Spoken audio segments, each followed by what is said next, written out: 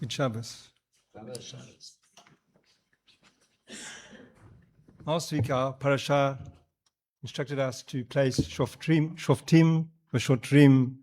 judges and officials over our people to judge us righteously, make sure justice prevails.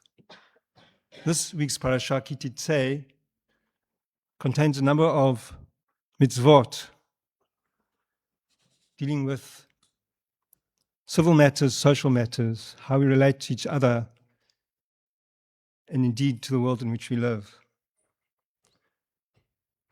One such mitzvah is found in chapter 24 of the book of Devarim, mitzvah of upholding the dignity of all human beings.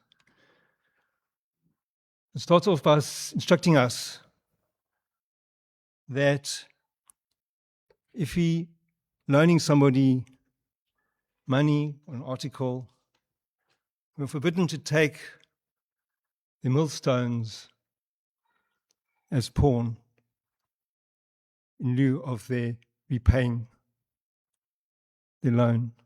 Why? Because millstones provide a person with life. Millstones were used to grind flour, to make bread, to feed one's family.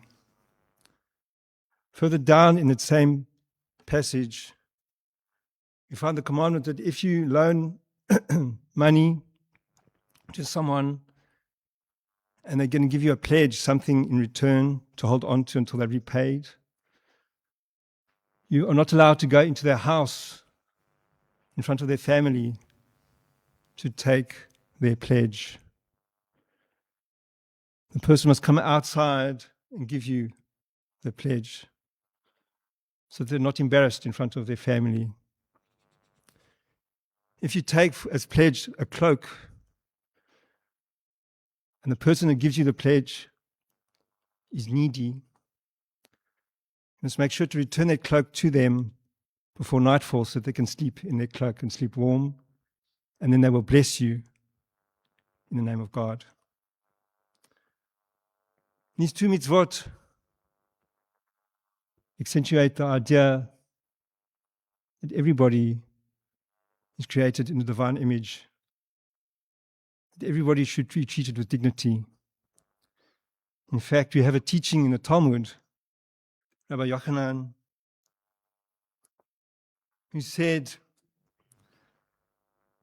that it is better for a person to throw themselves into a fiery furnace than to shame somebody in public. Where does he learn this from? He learns this from the Torah. Story of Tamar. We read in the book of Bereshit, the book of Genesis, sort of in the middle of the story of Joseph, about Judah,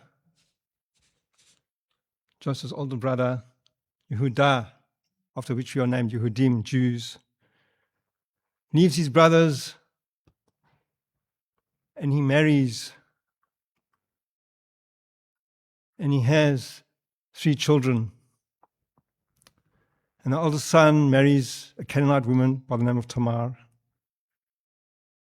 But he does something that's displeasing to God and he dies, leaving no children. In those days they had the mitzvah of a levirate marriage,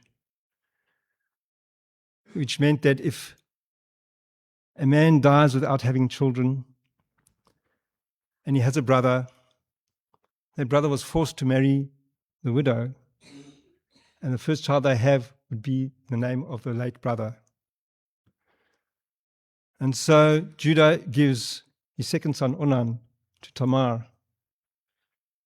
But Onan does not want to fulfill the mitzvah of having a child that will be named after his late brother, and so God kills him too. And Tamar gets a bit of a reputation that her husbands die on her.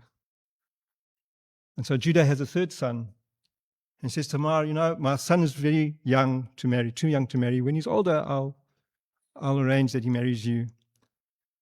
But he had no intention of doing that. And years go past and Tamar becomes desperate. So she disguises herself as a prostitute and sits on the roadside. And Judah's going off for a sheep shearing competition. I'm paraphrasing here. And he sees Tamar on the roadside and he propositions her and he sleeps with her.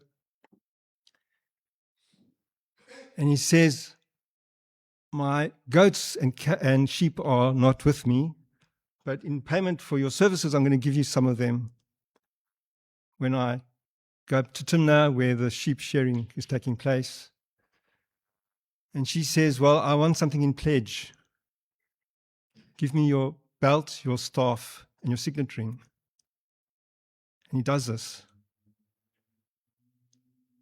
When Judah slept with Tamar, he impregnated her, and she became pregnant.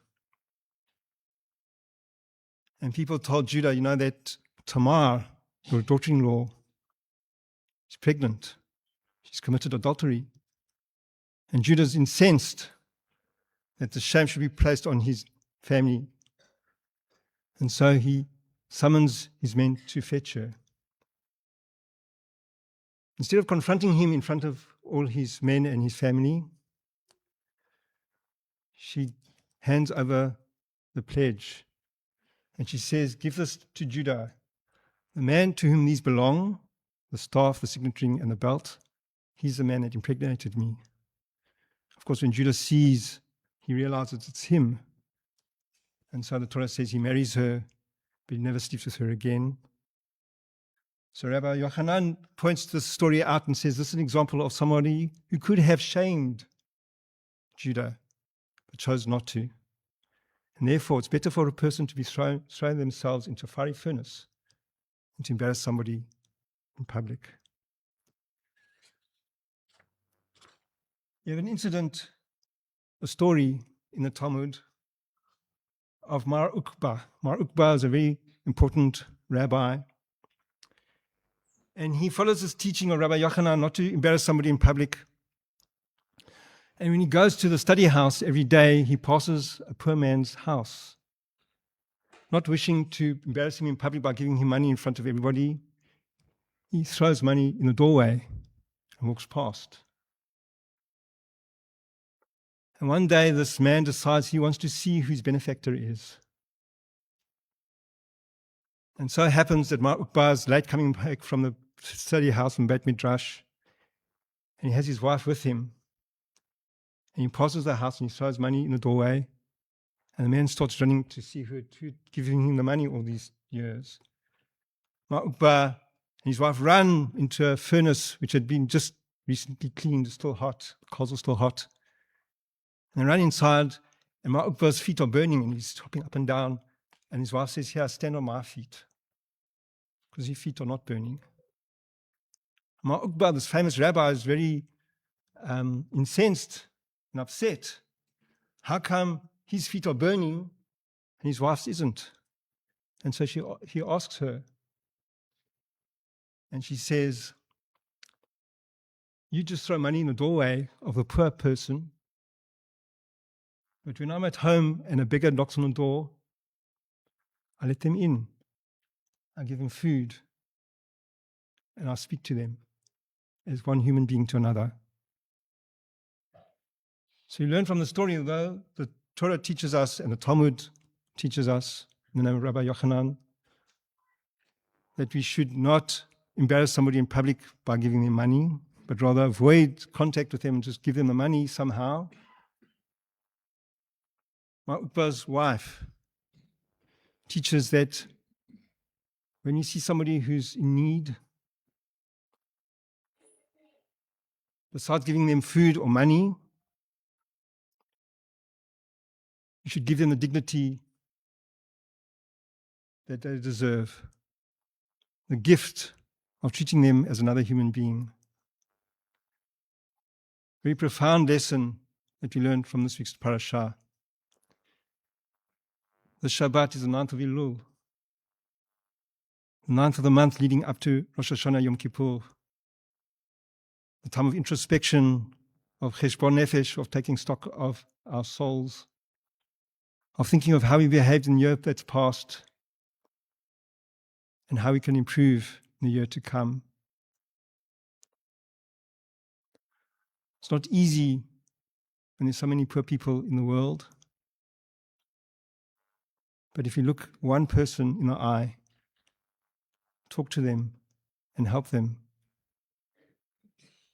and give them the dignity that they deserve, make a huge difference to our world. Ken Yiratzon. Amen.